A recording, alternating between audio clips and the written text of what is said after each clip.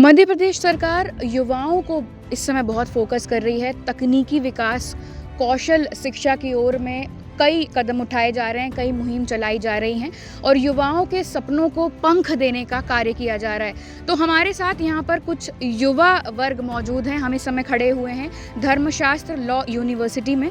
कुछ युवा वर्ग हमारे साथ है। तो चलिए, मध्य प्रदेश सरकार, डॉक्टर मोहन यादव की सरकार की उस पहल के बारे में हमारे युवाओं की क्या राय है, उनसे बात करते हैं। हेलो, आपका नाम?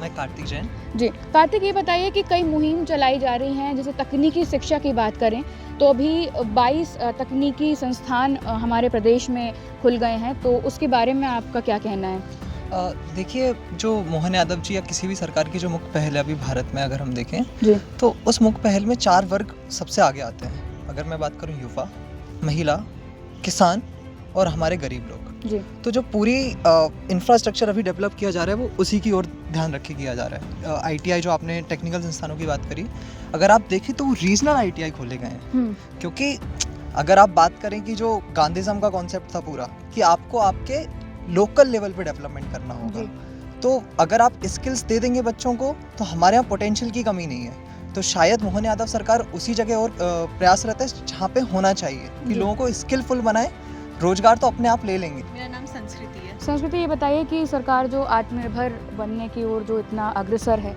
तो उसके बारे में आपका क्या कहेंगे? सरकार का अब जो फोकस है वो इन मुद्दों पे बढ़ता जा रहा है जो आगे जाके फ्यूचर बनेगा। जैसे कि इतने ITIs खोले जा रहे हैं, औरतों की शिक्षा पे ध्यान दिया जा रहा है, बच्चों को इतनी अच्छी एजुकेशन प्रोवाइड की जा रही है और सोलर एनर्जी पे फोकस किया जा रहा है, क्योंकि हम देख रहे हैं कि फॉसिल फ्यूल कैसे ख़त्म होते जा रहे हैं और हमें ज़रूरत है कि हम ऐसे संसाधनों की तरफ बढ़ें जो आगे जाके हमें बहुत अच्छे से विकसित कर सके। सरकार चाहे तो इस बात पे फोकस कर सकती कि AI, कल्चरल, साइबर सिक्योरिटी वगैरह जो नए इश्यूज़ हैं उन पे भी शिक्षा प्रदान कर सकती है। तो जो ये इनिशिएटिव है कि बहुत अच्छे टॉपिक्स और अच्छी बातों पे फोकस किया जा रहा है, काफ़ी सराहनीय है। तो मैं बहुत खुश हूँ इस चीज़ से। बिल्कुल। आप ये बताइए कि ये सीखो और कमाओ योजना चल रही है, तो क्या ये कुछ सकारात्मक इसका असर पड़ रहा है हमारे युवा वर्ग पर? हाँ, बिल्कुल ही। सीखो और कमाओ योजना जिस हिसाब से पहले स्किल बिल्डिंग की तरफ फोकस करती है, उसका मेन पर्पस ही यही है कि आप यूथ को स्किल करेंगे तो फिर वो ऑटोमेटिकली एक अच्छे एंटरप्रेन्योर की तरफ भी बढ़ सकते हैं और वो कमाई के साधन, एम्प्लॉयमेंट खुद ही जनरेट करने के लिए सक्षम हो पाएंगे। आपका नाम? वेदांत शाह। वेदांत, ये बताइए तो युवाओं के स्किल डेवलपमेंट और प्रशिक्षण के लिए क्या ऐसे कार्य किए जा रहे हैं जो युवाओं के लिए अच्छे साबित हो रहे हैं? देखिए, मेरा ये मानना है कि बहुत सी ऐसी सरकार है जो बहुत सारे स्कीम्स लाती हैं, प्रोग्राम्स लाती हैं, लेकिन मोहन यादव जी की सरकार है वो ग्राउंड लेवल इम्प्लीमेंटेशन पे ज़्यादा ध्यान देती है। उनका जो इनिशिएटिव है जिसके तहत उन्होंने बहुत सी ITIs इंस्टीट्यूशंस स्थापित की है, ये ट्राइबल विमेंस के एम्पावरमेंट के लिए STEM डोमेन में उनका एम्पावरमेंट किया जा रहा है। तो इन सारे एग्जाम्पल्स के थ्रू हम ये कह सकते हैं कि मोहन यादव जी की गवर्नमेंट सच में ग्राउंड लेवल पे इम्प्लीमेंटेशन कर रही है और यह सब बस एक ऊपर से दिखावा नहीं, ये एक्चुअल है। जी, तो युवाओं का कहना है कि ये सिर्फ दिखावा नहीं, सच में इस पर कार्य किए जा रहे हैं। आपका नाम?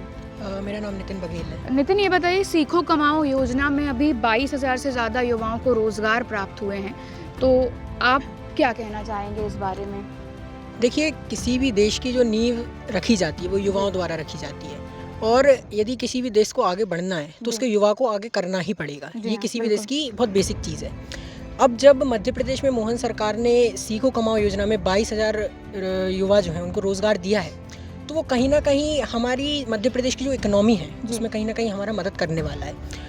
और जब इसकी इकोनॉमी बढ़ेगी तो मध्य प्रदेश जो है अच्छी तरीके से ग्रोथ करेगा, प्रोग्रेस करेगा और उसमें युवा का यदि योगदान होगा तो वो उसको अच्छे से लीड कर पाएगा। बिल्कुल। और लीडरशिप यदि यूथ की होती है, जैसे स्वामी विवेकानंद जी ने भी कहा कि लीडरशिप यदि यूथ की होती है ना, तो वो काम कुछ अलग प्रकार का होता है। आपने देखा कि मुख्यमंत्री डॉक्टर मोहन यादव की ये जो पहल है, जो युवाओं को रोज़गार देने की और उनके सपनों को पंख देने की पहल है, युवा में तो उसके लिए बहुत सकारात्मक राय रखते हैं सभी युवा और कई सुझाव भी हमारे सारे साथियों ने दिया, तो और उनको मुख्यमंत्री की इस पहल का एक सकारात्मक प्रभाव भी दिखता नज़र आ रहा है।